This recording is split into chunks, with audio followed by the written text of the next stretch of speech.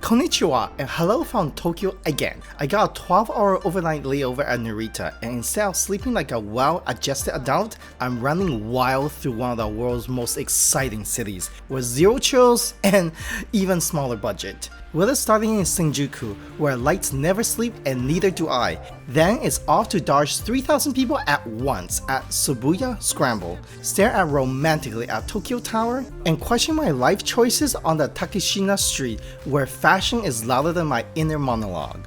Need zen? Me too. So we're heading out to Meiji Shinku Shrine for spiritual balance, before getting legally high at Tokyo City Hall with a panoramic view with a price tag of free. Will it be wave at the Imperial Palace, heading back from the historic Tokyo station, and somewhere along the way, yes, I'm eating all the street food like a man on a mission. All attractions free, all doable, all under 12 hours. Let's do this DIY layover style.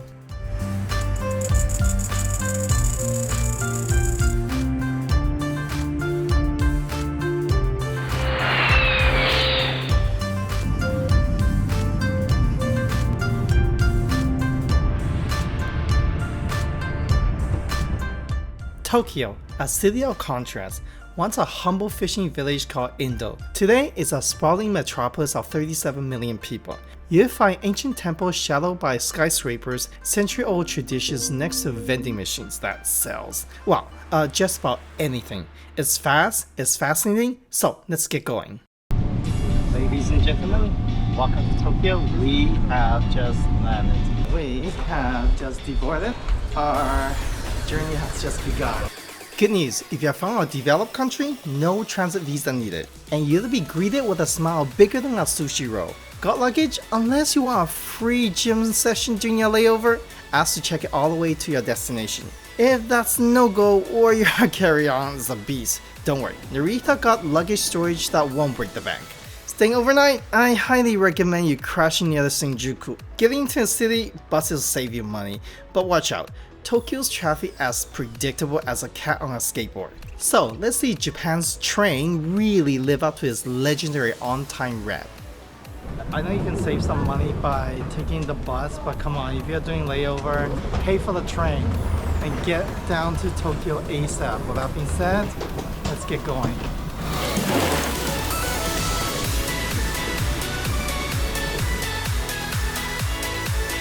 Here's advice for those of you who's taking a Japanese train. They are super on time. Even if you miss by 1 minute, you will cry. I can guarantee that. So that being said, don't be late. Run if you have to. You got two train options. I picked the Kanzi Skyliners, direct to Ueno. And honestly, because it was the next train arriving, it's a great choice for day layovers. Ueno Park is right there with Tokyo National Museum, Ueno Zoo, home to many shrines, and the famous Ameyoko shopping street just a scroll away, and this is where I got some amazing street food.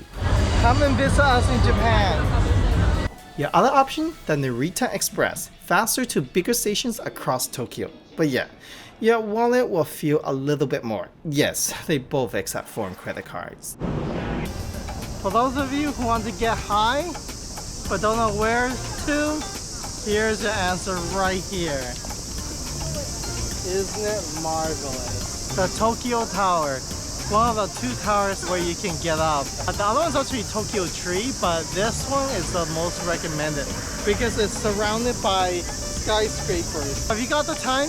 Hey, feel free to go right up.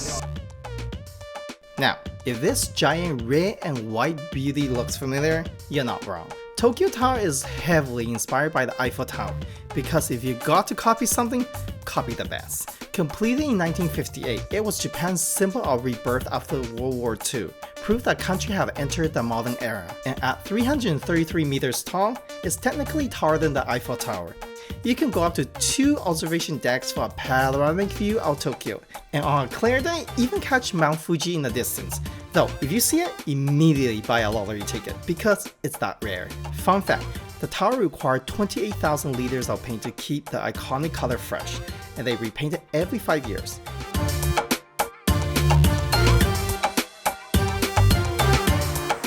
Next stop, Shinjuku. If Tokyo is a city that never sleeps, then Shinjuku is the part that never even blinks. This place is a pure sensory overload. Bright lights, giant video screens, a smell of yakitori wafting through our narrow alleyways, and enough people to fill a small country. Now, if you come here during the daytime, you're probably not going to recognize anything spectacular. If you come at nighttime, it's truly night and day. Check this out. This city truly doesn't sleep. I mean, I'm just telling you. It's like 24 hours. There's people out there. By the way, welcome to Kabukicho Street, Shinjuku's neon jungle. If Vegas and Blade Runner had a baby, it might look like this. This part of Shinjuku is super famous. In fact, it's world famous for all the neon lights. Oh yeah, look at this. By the day, it's a maze of restaurants and shops. By night, well, let's say what happened in Kabukicho stays in Kabukicho. You find everything here. Karaoke bars, robot shows, tiny ramen joints, and yes, you find Love Hotel here. Honestly, they can be cheaper than a regular hotel if you need few hours of sleep in between sightseeing. Well, I'm not gonna say I did it, but I'm also not gonna say I didn't. And don't worry, tonight I'll keep it PG, mostly. If you need to grab a bite or anything, there's always something open for you to eat. I absolutely love some of the restaurants that come and prepare you with some nice face towel to freshen up before eating. Let's see what we have on the menu. Quick tips. Bring some Japanese yen. Lots of small shops here still run on cash. Easiest way, grab it from a free ATM. And when I offer you fancy predetermined conversion rate, just say no thanks. It's a 5% tourist tax you don't need. Go with a local rate. More yen, more sushis, easy. Beautiful. With that being said, let's eat. It's actually like really easy, quick walk. We have arrived right here, look at that. World famous. Let's check it out. Come on. Shinjuku is also famous for the Golden Guy. 6 tiny alleyway, 200 even thinner bars. If you ever wanted to drink in a space smaller than your carry-on, this is the space. Each bar has its own themes. Jazz, punk, horror movie, or just grandmother's living room with booze. It's quirky, it's cramped, it's cash only. And after a couple drinks, you swear you discover meaning of life. A lot of them closed right now because like it's close to like 3 in the morning, but there's still some that's open. Fun fact, Golden Guy survived wave of redevelopment because the bar owners branded together and refused to sell. Good thing though, because this is one of the few places in Tokyo where you can shake in a bar that sits 5 people.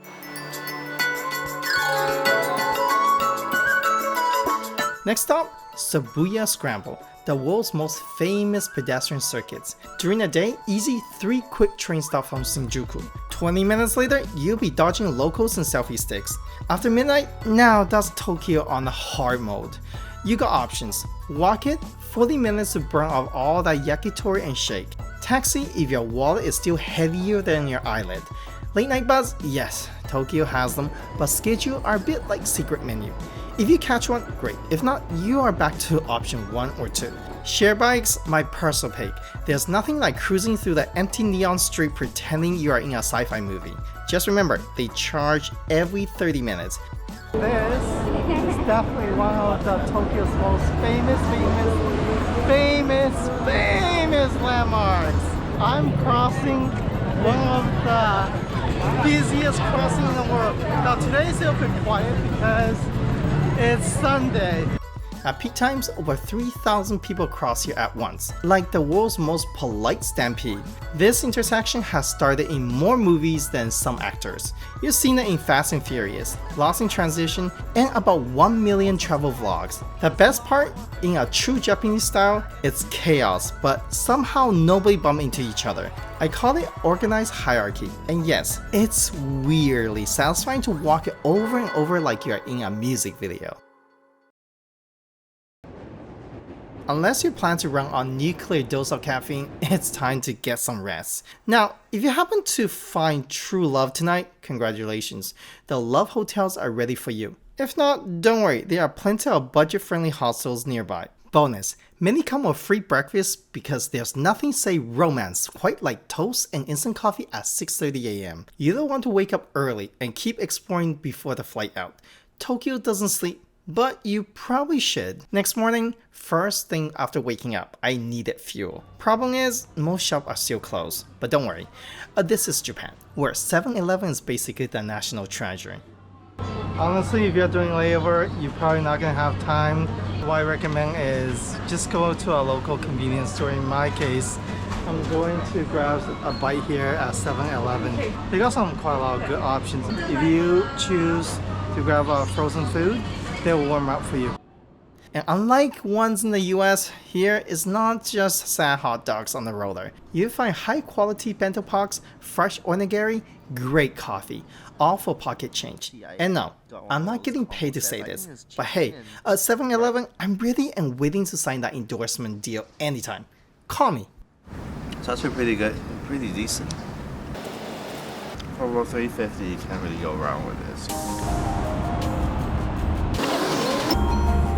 After the fuel up, I hop onto the bus, ready to tackle Tokyo round 2. Pro tips, have exact change ready. Trust me, nothing says tourists like holding up the entire bus while digging for coins. First stop, Takeshita Street and Meiji Jingu Shrine, conveniently next to each other. Now, here's where I made my rookie mistake. I got there way too early, walked through an empty Takeshita Street.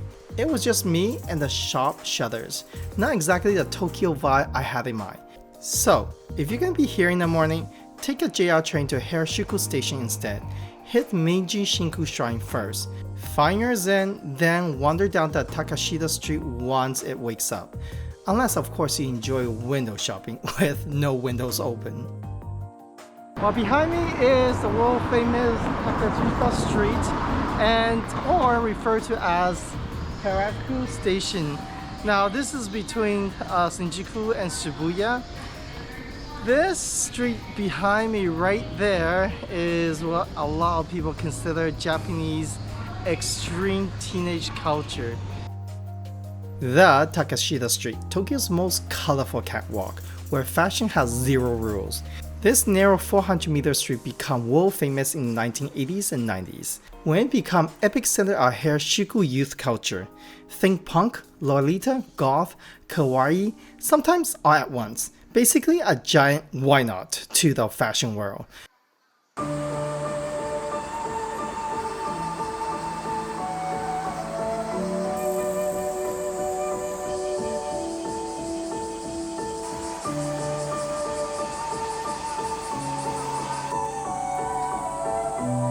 Man, heat to me is pretty unbearable. This is the kind of place I really like to hang out, where it has a lot of shaded with trees. Next up, Meiji Jingu Shrine, Tokyo's ultimate urban escape. Built in 1920, this shrine honors Empress Meiji and Emperor Shogun. The loyal pair helped transform Japan from a feudal society to a modern nation as we know today. Think of them as original influencers, but with way more impact. Hard to believe, but this massive, peaceful forest sits just steps from madness of Harajuku and Takeshita Street. The forest of 100,000 trees, all donated from around Japan, making this place a man-made forest that feels ancient. Surprise, it's actually younger than a Tokyo Disneyland. Now, a couple fun bites, and all those huge barrels of shake and wine on display, they honor the Emperor's love, you guessed it, a good drink. Cheers to that. So here at Meiji Jingu, you got a shake on one side, wine on the other. Basically, world's classiest open bar, for God only. No sample for us, sorry.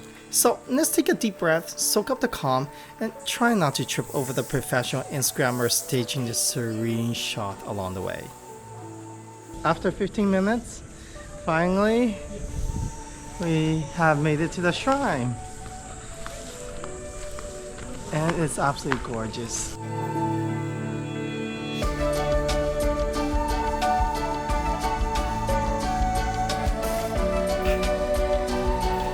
Meiji Jingu isn't just a pretty place, it's a living center of Shinto spirituality, Japan's indigenous faith. The towering torii gate marks your entry from the everyday world to the sacred. Over here is something called a wish board. So you go and write all your wishes on there, and hopefully it will come true. With that being said, good luck everyone. You'll see people purifying their hands and mouth at a water basin, a ritual called Temusuya, and writing wishes on a wooden plaque called Emma, hoping for health, love, and success, or maybe just a lucky vending machine pull. And if you visit on a lucky day, you might spot a traditional Japanese wedding here. Trust me, the outfit alone are worth a visit. So while the city rushes around you, this is your moment to pause, breathe, and maybe offer a quiet wish of your own. Here's advice. Grab one of these thermal water bottles, fill up with ice. You will need it throughout the day. And this one actually comes from Dow, one of our sponsors for DIY Destinations Northern Laos episode.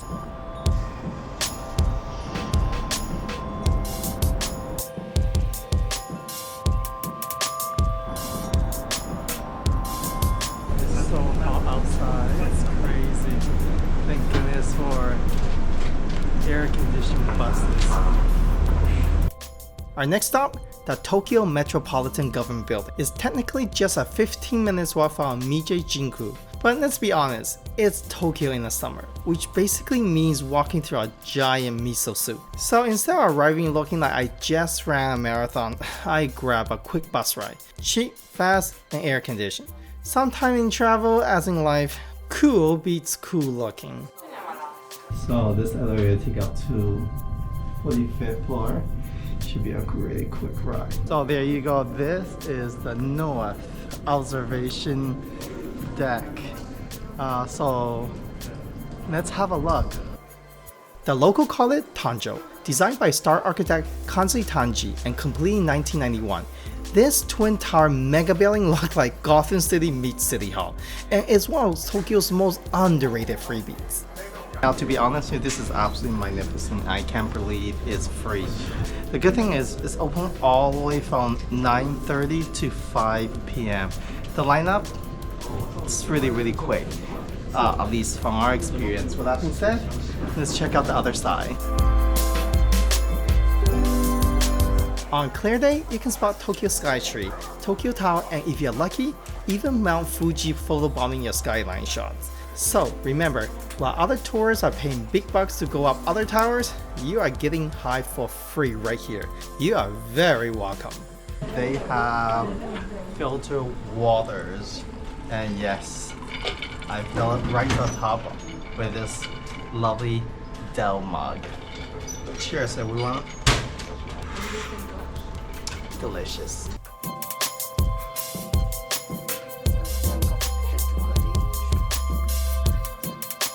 Now we get to go to the self-observation tower. Yes.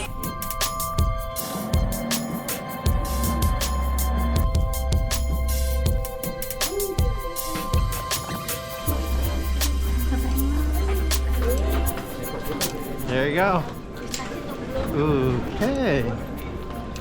Another set of views right here.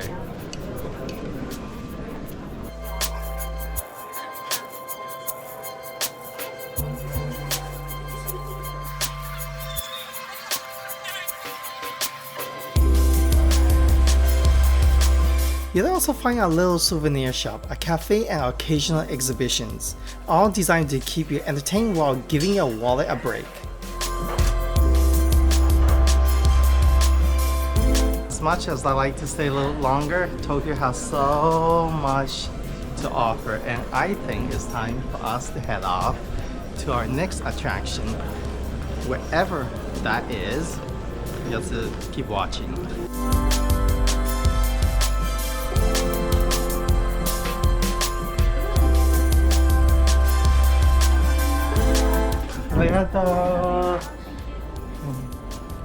Alright. If you're heading back to Narita on airport limousine bus, congratulations, you earn a nap. But if you're catching the Narita Express, buckle up. We are squeezing one last adventure. A quick 20 minutes ride on Miramuchi line will drop you at the Tokyo station, a place that's part train station, part historical landmark, and part shopping mall designed to make you accidentally miss your train. Tokyo has, I don't even know how many metro stations, train stations, and well, if you ask me which one's my favorite, here you go. Check out this one right here. Oh yes, this is the Tokyo Station. First opened in 1914, this gorgeous red brick beauty somehow survived World War II and decades of commuters with too much luggage. Today, it handles over 4,000 trains a day, and approximately 1 billion confused tourists try to find the right platform. Pro tips. Head up to the second floor. There's a secret outdoor terrace where you can admire the architecture and the station's iconic domes, while smugly enjoy the rare moment of peace above the crowd, especially nice at night. Here's a very strong evidence filmed on camera from the previous night. And this is where you can take a deep breath and enjoy the view. And the cherry on top? Here we are. The grand finale of our Tokyo layover is just 5 minutes walk away. The Tokyo Imperial Palace. Once a site of Indo Castle, this place was seat of mighty Takeshita shogun for over 250 years. Then in 1868, the emperor moved in and became the Imperial Palace as we know today. The beautiful east gardens and outer grounds are open to the public, and they are absolutely free. You'll find ancient stone walls, moats full of koi fish, and enough greenery to make you forget you are in the heart of one of the world's greatest cities. Fun fact, beneath this peaceful garden lies a network of secret underground bunkers built during the World War II. Because even emperors needs a good hiding spot. Another surprise, the Imperial Palace grounds cover a whopping 3.4 square kilometers. That's bigger than Monaco. I'm standing right now on Imperial Palace garden, and obviously you can't take this with you. But what you can take home is something special, this. It's called Tokyo Bananas, and it's a sponge cake filled with banana puree. You can get it at the Tokyo station, or you can get it at the airport. It's absolutely delicious and made for a great gift. And now, the most famous souvenir in Tokyo that looks like, well, a banana. A soft sponge cake filled with creamy banana goodness. It's so popular, I'm sure half of the luggage at Narita is just box of these things. Warning, buy one box for your friend and one box just for yourself. Sharing is optional. As much as I love to do more, maybe a sumo match, a tea ceremony, and an improv J-pop audition, we officially maxed out our 12-hour Tokyo layover. And hey, I proudly declare that I squeezed in a luxurious 3 hours of sleep during that time. Call me a pro. Now, here's your final mission. Make sure you arrive at Narita Airport at least 1.5 hours before a domestic flight, or 2 hours before your international departure. Nothing ruins a trip faster than sprinting through Narita's security in socks while clenching on half-eaten onigiri. If you're leaving from Tokyo Station, you got options. The speedy Narita Express, under an hour. The airport limousine bus, about 1 hour and 20 minutes. If Tokyo traffic is behaving, which is as rare as finding an empty seat on a rush hour train.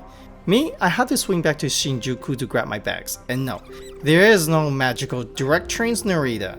Tokyo's train map looked like a bowl of spicy instant noodles, and I don't want to end up in the wrong part of Japan, so I grabbed the most direct option, simple, stress-free, and with an added bonus of a nap. Now if you ask me how I can get back to the airport, this is not the way to go for me at least. It's a direct flight from Shinjuku to Narita. I just want to get lost. Yes, it costs a bit more, and also about an hour and 45 minutes, but at the same time, there's no risk on me going on a long train. With that being said, let me scan my QR code, and we are ready to rock and roll. Yes. Thank you. Let's go.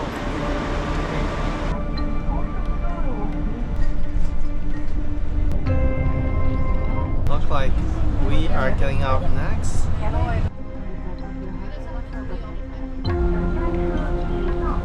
That's my friend Amy right here.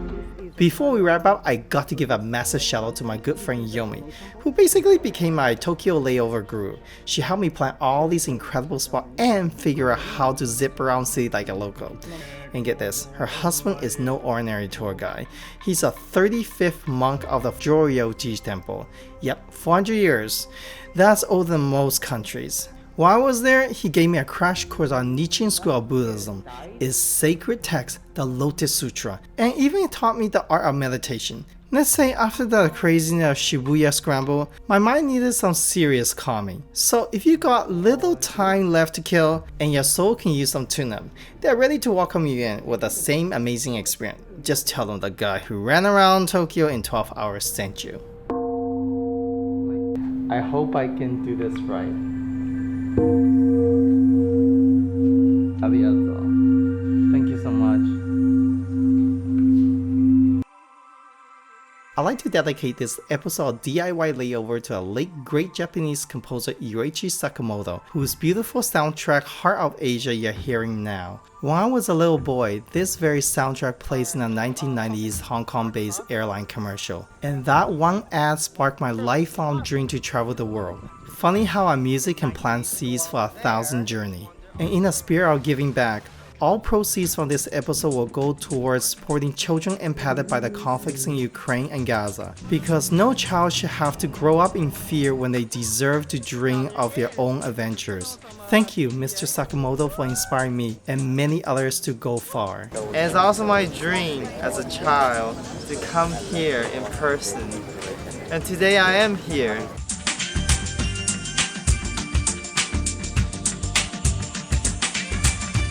And that is a wrap on this whirlwind 12-hour adventure through Tokyo. Proof that you don't need a week or a giant budget to experience the heart and soul of one of the world's greatest cities. From ancient shrine to neon-soaked street, from sushi to street snacks, and from peaceful moments to pure mayhem. And this is why I keep coming back. And if this episode inspired even one of you to turn a layover to an adventure, then my job is done. After all, life is too short to sit inside the airport lounge when there's a whole city out there waiting for you. Until next time, safe travels. And as always, if I can do it, you can do it. And thank you for watching. And I'll see you next time. Sayonara.